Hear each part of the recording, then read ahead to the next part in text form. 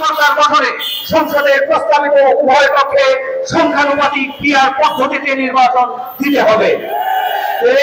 জুলাই 2024-এর গণঅভ্যুত্থানের প্রত্যাশা বাস্তবায়নে বৈষম্যহীন শোষণ, নিপীড়ন ও দুর্নীতিমুক্ত বাংলাদেশ বিনির্মাণে জাতীয় ঐক্যমত্যের ভিত্তিতে জুলাই সনদ ঘোষণা করতে হবে এবং জুলাই ঘোষণাপত্র ও সনদের আইনি ভিত্তি নিশ্চিত করতে হবে।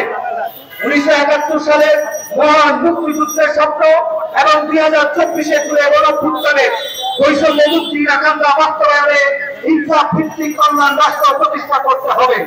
ক্যাম্পাসে ছাত্র রাজনীতির নামে অপরাজনীতি এবং সন্ত্রাসী কার্যক্রম রাজনৈতিক সহনশীলতা ও সহাবস্থান তৈরি, শিক্ষা সুস্থ পরিবেশ নিশ্চিত এবং জাতীয় পর্যায়ে সৎ, যোগ্য, আদর্শ নেতৃত্ব তৈরিতে সকল ক্যাম্পাসে ছাত্র সংসদ নির্বাচন দিতে হবে।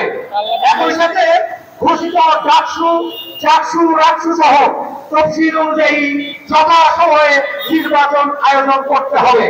পতিত ফ্যাসিবাদ এবং পিলখানা, সাতলা ও জুলাই সহ সকল গণহত্যাকাণ্ডের বিচার নিশ্চিত করতে হবে এবং বিদেশে পলাতক অপরাধীদের দেশে ফিরিয়ে এনে বিচার ও শাস্তি নিশ্চিতে কূটনৈতিক প্রচেষ্টা জোরদার করতে হবে।